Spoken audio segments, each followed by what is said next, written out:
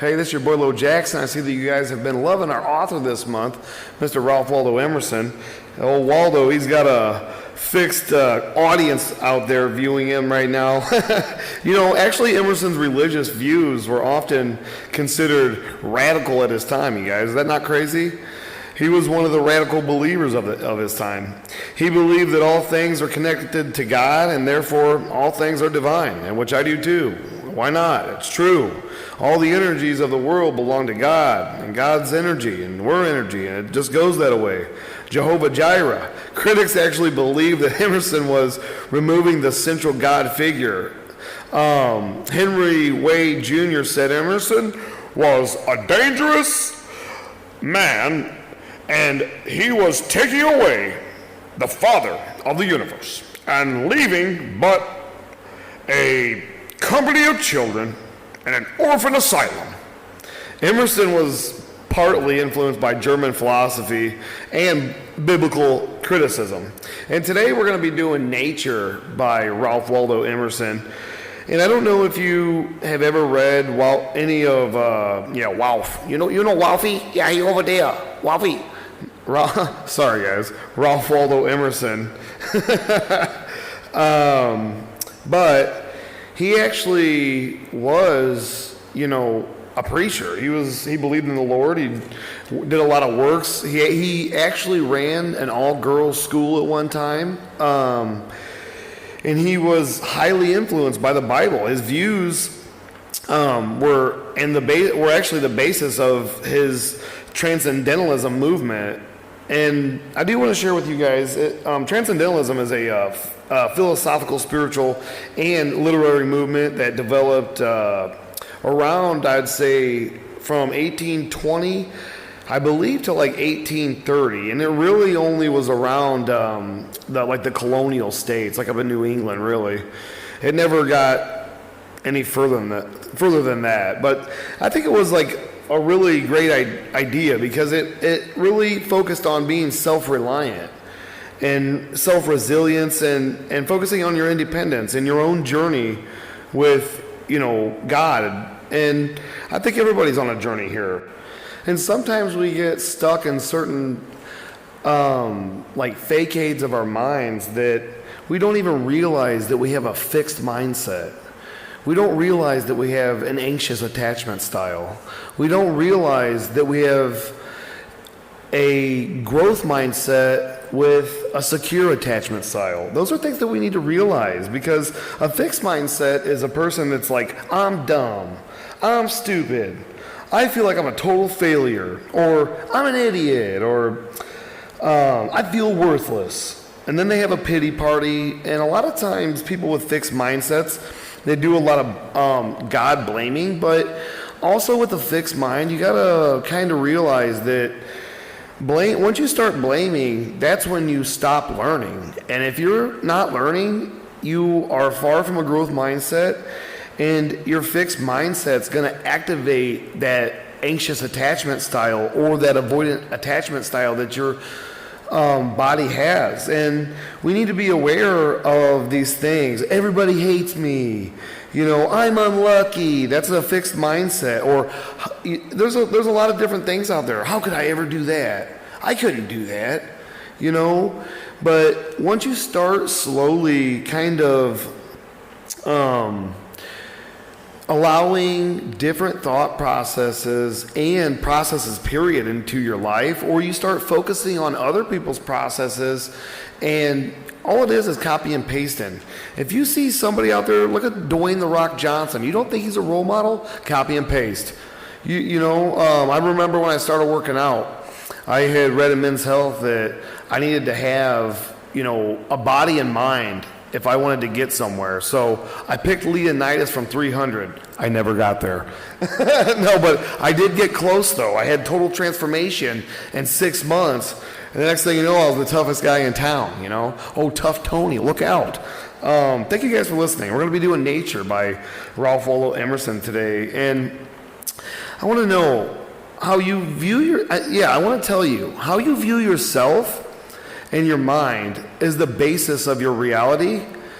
If you're successful, you're driven. If you're a stay-at-home person, you're a failure. No, that's not true, because everybody has something to offer. And as young kids, I do want to say this. Our brains, minds, emotions, they have the ability literally to take all the things that we were unsuccessful at, and our kids are learning from their failures and then taking these like so-called shortcomings, as we say when we're adults, and they turn them into positives. And it's happening all the time. And there's like actually psychologists out there studying every day the mindset of children.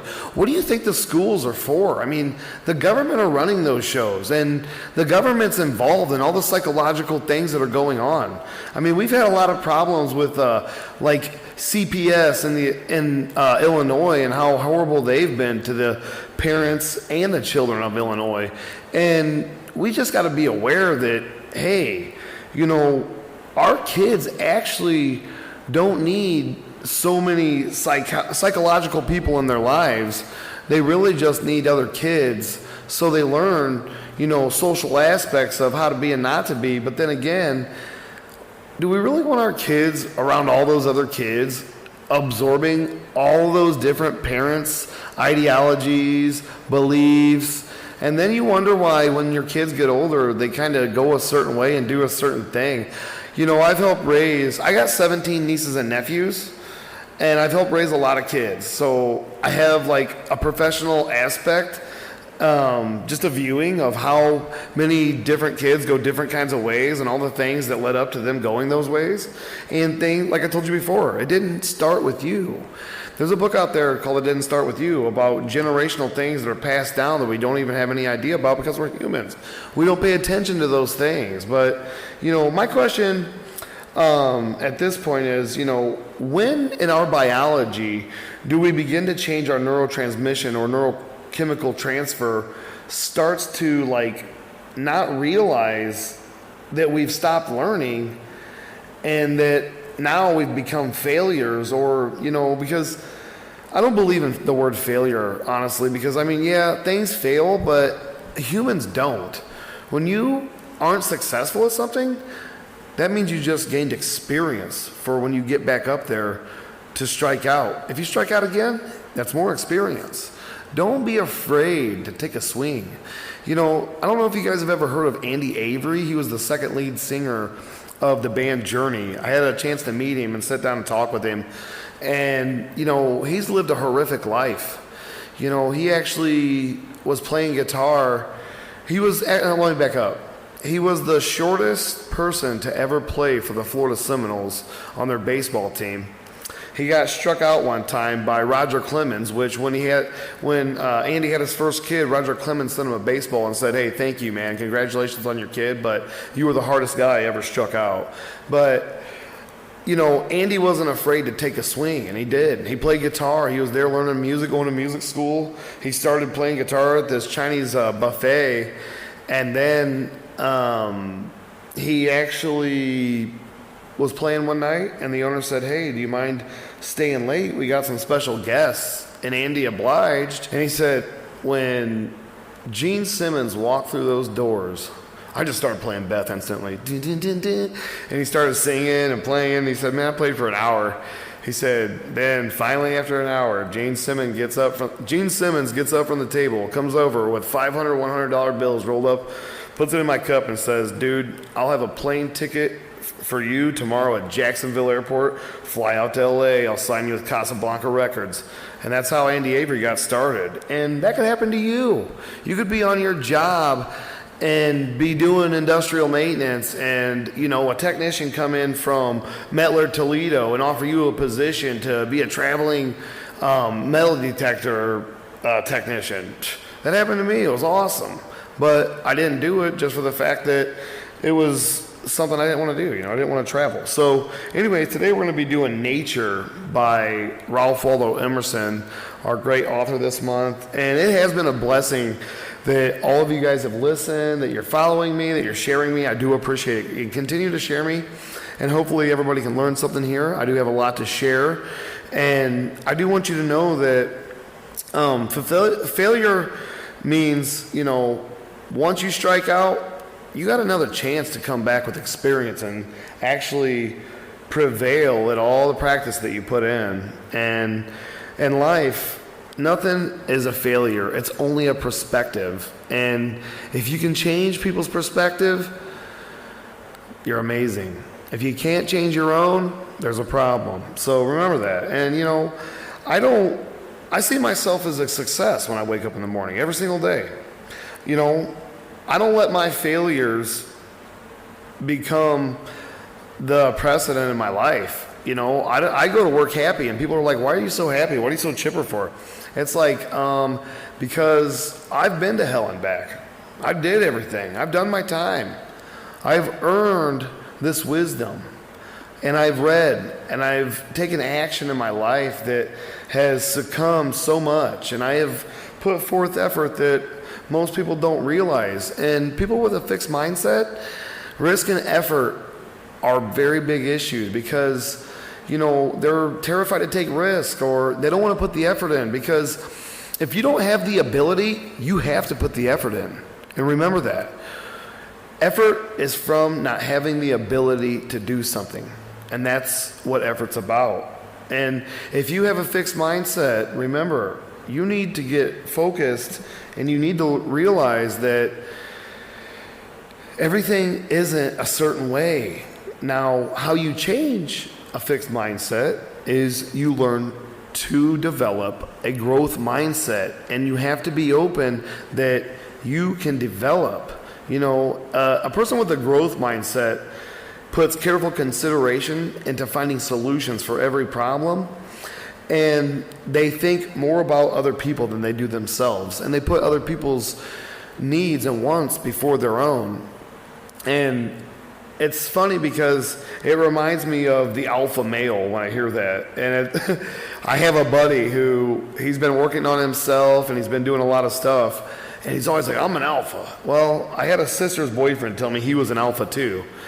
But when I watch Jocko Willink on TikTok or YouTube, or David Goggins, I think those guys are alphas. I'm just a sigma male. I'm good. I ain't a beta. I ain't running around talking about being an alpha, because I definitely am not on that level, and I don't have that mindset. That's a mindset.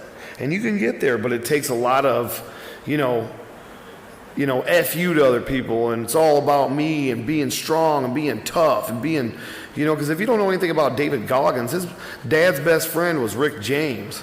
He grew up hard, man. And they lived in the rich side of Buffalo, and every night they drove to the ghetto because their dad ran a skating rink. And if those kids weren't doing their job, he was like Joe Jackson and Michael Jackson. I'm sure, I could only imagine. But it made David Goggins become an alpha. It made David Goggins become one of the best Navy SEALs there ever was. And if you don't know anything about David Goggins, reach out and get the book, Can't Hurt Me. It's one of the best reads I've ever read. And thank you guys for listening to Only You Podcast. And it is World Cancer Research Month. And thank you guys for caring about those who have cancer. And, any kind of support towards cancer is a great thing, because you have no idea the effects it has on everybody around the person that goes, or the person that is fighting it. And it's really tiresome, and it actually could be, I think, cured. And if we take a little bit of money and throw it in there in a big pot, maybe we'll get there someday. And thank you guys for listening again. As he returned from Europe in 1833, Emerson had begun to think about the book that would eventually be published under the title Nature. Nature, Emerson drew upon material from his journals, sermons, and lectures, everybody.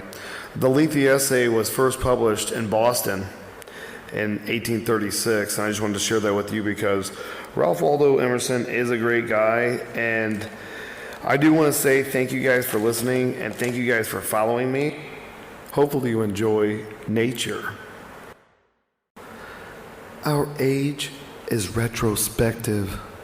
It builds the sculptures or the tombs of the fathers. It writes biographies, histories, and criticisms. The foregoing generations beheld God and nature face to face. We, through their eyes, why should not we also enjoy an original relation to the universe? Why should not we have a poetry and philosophy of insight and not of tradition? And a religion by revelation to us, and not the history of theirs?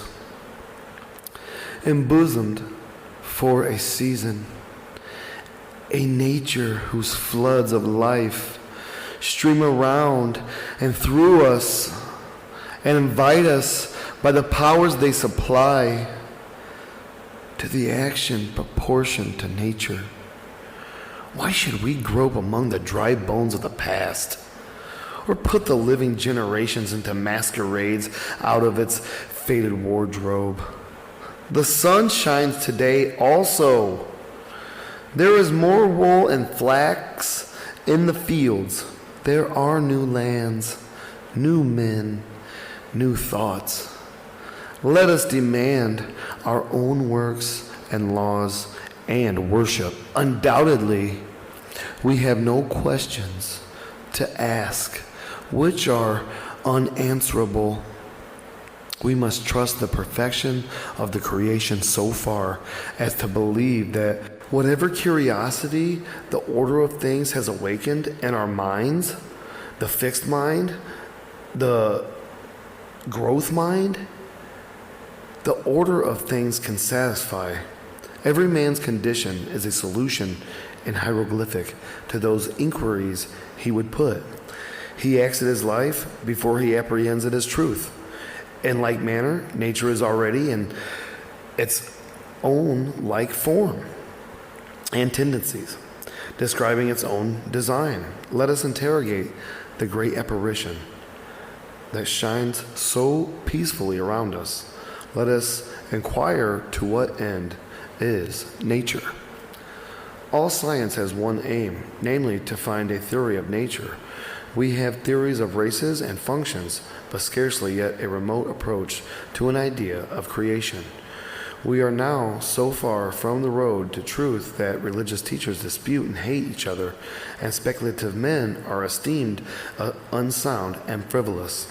But to a sound judgment, the most abstract truth is the most practical. Whenever a true theory appears, it will be its own evidence. Its test is that it will explain all phenomena. Now, many are thought not only unexplained, but inexplicable, as language, sleep, madness, dreams, beasts, sex. Philosophically considered, the universe is composed of nature and the soul. Strictly speaking, therefore, all that is separate from us, all which philosophy distinguishes as the not me, that is both nature and art, all other men and my own body must be ranked under the name nature. In enumerating the values of nature and casting up their sum, I shall use the word in both senses, in its common and in its philosophical import. In inquiries so general as our present one, the inaccuracy is not material, not confusion of thought will occur. Nature in the common sense refers to essences unchanged by man, space, the air, the river, the leaf. Art is applied to the mixture of his will with the same things as in a house, a canal, a statue, or a picture. But his operations taken together are so insignificant, a little chipping, baking, patching, and washing, that in an impression so grand as that of the world on the human mind, they do not vary the result. Nature, Chapter 1. To go into solitude, a man needs to retire as much from his chamber as from society. Now, isn't that the truth? I am not solitary whilst I read and write, though nobody is with me. But if a man would be alone, let him look at the stars. The rays that come from those heavenly worlds will separate between him and what he touches. One might think the atmosphere was made transparent with his design to give man and the heavenly bodies the perpetual presence of the sublime. Seen in the streets of the cities, how great they are. If the stars should appear one night in 1,000 years, how would men believe and adore and preserve for many generations the remembrance of the city of God which had been shown? But every night come out these envoys of beauty and light, the universe with their beautiful smile. The stars awaken a certain reverence because, though always present, they are inaccessible, but all natural objects make a kindred impression. When the mind is open to their influence, nature never wears a mean appearance, neither does the wisest man extort her secret and lose his curiosity by finding out all her perfection. Nature never became a toy to a wise spirit. The flowers, the animals, the mountains reflected the wisdom of his best hour, as much as they had delighted the simplicity of his childhood. When we speak of nature in this manner, we have a distinct but most poetical sense in the mind. We mean the integrity of impression made by manifold natural objects. It is this which distinguishes the stick of timber of the woodcutter from the tree of the poet. The charming landscape which I saw this morning is indubitably made up of some 20 or 30 farms. Miller owns this field, Locke that, and Manning the woodland beyond, but none of them owns the landscape. There is a property in the horizon which no man has, but he whose eye can integrate all the parts, that is, the poet. This is the best part of these men's farms, yet to this their warranted deeds give no title. To speak truly, few adult persons can see nature. Most persons do not see the sun. At least they have a very superficial seeing. The sun illuminates only the eye of the man, but shines into the eye and the heart of the child. The lover of nature is he whose inward and outward senses are still truly adjusted to each other, who has retained the spirit of infancy even into the era of manhood. His intercourse with heaven and earth becomes part of his daily food. In the presence of nature, a wild delight runs through the man. In spite of real sorrows, nature says, "He is my creature. He is mine. All his impertinent griefs, he shall be glad with me."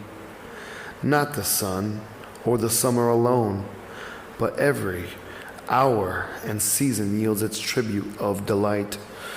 For every hour and change corresponds to the authorities a different state of the mind, from breathless noon to grimmest midnight. Nature is a setting that fits equally well a comic or a morning piece. In good health, the air is a cordial of incredible virtue, crossing a bare common in snow puddles at twilight under a clouded sky, without having in my thoughts any occurrence of special good fortune. I have enjoyed a perfect exhilaration. I am glad to brink of fear. In the woods too a man casts off his years, as the snake his skin. And at that period of life, and there's a child in each individual out there, and we need to realize that some of our behaviors are to protect that child inside of us. We get angry because we don't realize that that little kid feels hurt, so we gotta get mad. In the woods is perpetual youth. Within these plantations of God, a decorum and sanctity of reign. A perennial festival is dressed, and the guest sees not how he should tire of them in 1,000 years. In the woods, we return to reason and faith. There I feel that nothing can befall me in life. No disgrace, no calamity, leaving me my eyes, which nature cannot repair. Standing on the bare ground, my head bathed by the blight air and uplifted into the infinite space, all mean egotism vanishes. I become a transparent eyeball. I am nothing. I see all. The currents of the universal being calculate through me. I am part or particle of God. The name of the nearest friend sounds then foreign and accidental. To be brothers or to be acquaintances, master or servant is then a trifle and a disturbance. I am the lover of uncontained and immoral beauty. In the wilderness, I find something more dear than in the streets or villages, in the tranquil landscape, and especially in the distant line of the horizon. Man beholds somewhat as beautiful as his own nature. Thank you guys for listening, and hopefully you are enjoying this wonderful read. This is Chapter 2, Commodity. Whoever considers the final cause of the world will discern a multitude of uses that result. They all admit of being thrown into one of the following classes: commodity, beauty, language, and discipline. Under the general name of commodity, I rank all those advantages which our senses owe to nature. This, of course, is a benefit which is temporary, immediate, not ultimate, like its service to the soul. Yet, although low, it is perfect in its kind, and is the only use of nature which all men apprehend. The misery of man appears like childish perpetuance when we explore the steady and prodigal provision that has been made for his support and delight on this green ball which floats him through the heavens. What angels invented these splendid ornaments, these rich conveniences, this ocean of air above the ocean of water, beneath the firmament of earth between, this zodiac of lights, this tint of dropping clouds, this striped coat of climates, this fourfold year. Beast, fire, water, stone, and corn serve him. The field is at once his floor, his workyard, his playground, his garden, and his bed. More servants wait on man than he'll take notice of. Nature is in its ministry to man not only the material, but is also the process and the result. All the parts incessantly work into each other's hands for the profit of man.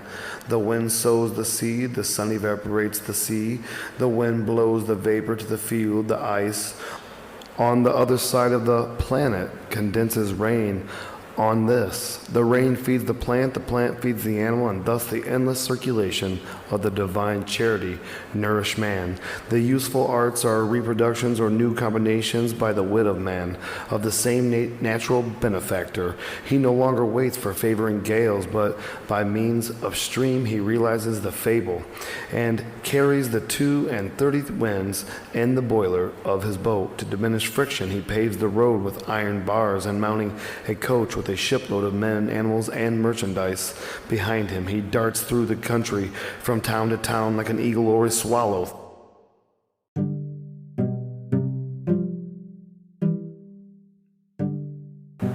And that was Nature by Ralph Waldo Emerson. Hopefully you guys enjoyed that. I know I did.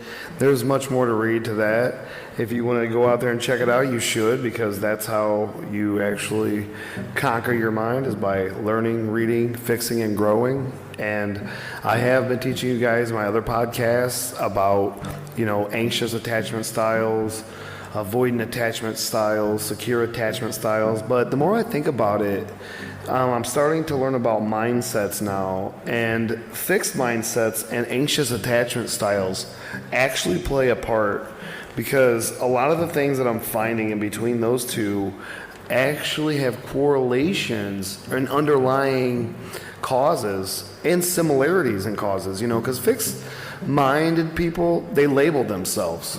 It's a permanent trait. They label themselves as, I'm stupid, I'm dumb, or I can't do this. And you see it in little kids. Imagine getting into a relationship as a secure attachment style with a growth mindset.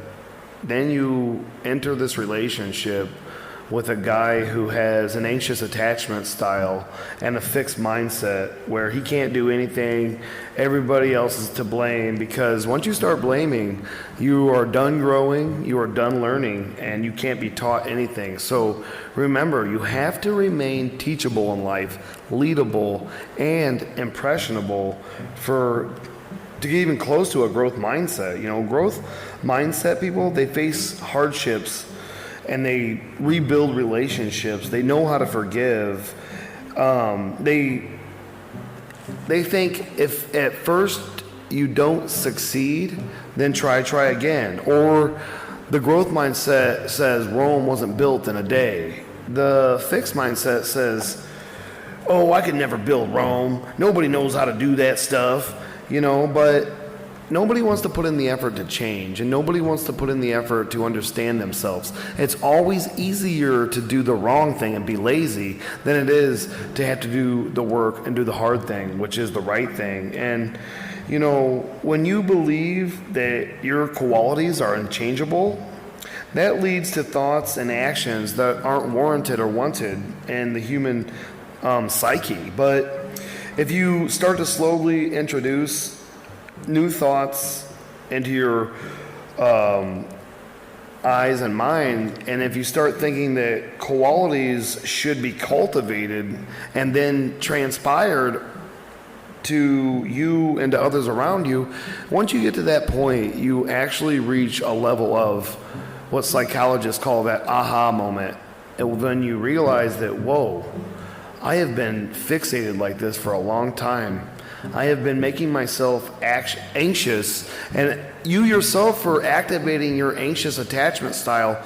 In reality, also, things that cause our anxious attachment styles can be related to drugs as well, because people that have drug issues, they get angry because anger is a way the mind can create dopamine to actually boost your levels up to get you to close to where those drugs were at one point, or whatever it is that you're addicted to, whether it be coffee, caffeine. And remember, those things are vasoconstrictors, vasodilators. A vasodilator actually is arginine. It's good for your heart and it's good for your veins and stuff. Go out there and check it out. Remember to try to have a growth mindset. You want to be a solution solver. Start questioning yourself in your mind. Why am I doing the things that I'm doing? Why are we doing this? What is going on here? What are the underlying issues? Those feelings that you have, there's a reason why you're having those. You got to pay attention to the words people use, because conversation is 9% verbal, 38% tonality, because when you're soft and kind, people are more receptive. Instead of being bold and angry and blah, think about it. Would you rather listen to an angel whisper or the devil roar? That's a hard one to figure out, but think about it. It makes sense. And thank you guys for listening to the Only You podcast, and thank you for following me, and thank you for sharing me. And hopefully we can get out of the belief that our qualities are unchangeable, because that's where we got to start as a people as a whole. We have to really dive into fixed mindsets. Why do people behave the way they do, and what can I do to actually help my own mind get better? That's a growth mindset. A fixed mindset is, I'm never going to get better. I'm this way because my daddy was this way, or I'm this way because mama was this way, or uncle was this way, or whatever it is. Because a lot of our fixed stuff is because of certain situations. If you're around a lot of abuse growing up, you're definitely going to be fixed about some stuff. You know, that's people that are driven and like are hardcore. Those are successful people. But dude, those are fixed people. They have fixed beliefs. And usually they get to a point in their jobs where they can't even go any further because they can't learn anymore. They are actually closed off, you know. They don't have the ability, so they're putting in so much effort that they get burned out and stuff like that. So there's a lot of different things that take into account of trying to understand what's going on inside of somebody if they're actually struggling to overcome certain types of things. And you know, my podcast is to help those understand that reading is the way to enlighten your life and to get involved in books, because who's going to teach you this stuff nowadays? The internet, where everybody's throwing out lies. Oh, let me Google that, please. The first 3 things you Google, those little sites, they pay $3 million off the top to have their little blog that's lies post to you. Go 4 or 5 pages into a search, then you'll find the truth. You're not going to find it in the first page, second page. You may find it in the third if it's something really, you know, just stupid or just not a big deal. But if you're doing deep research and you really want to find the truth about a lot of things going on, that you got to get past all the people spending money to brainwash you and realize that all these little systems are created to conform you to a corporation's way of thinking. You know, all the little ads you see on TV, you know, all those energy drinks and all those things, all that makeup, those are owned by all the companies that own everything here. We just have to be aware of what's going on around us. And thank you guys again for sharing me. Thank you for listening to me. And thank you for being just a part of this with me. I do appreciate every single one of you. Thank you for reaching out. And thank you for the 5-star reviews. I am so grateful. And again, till next time, hopefully you're enjoying this. I am.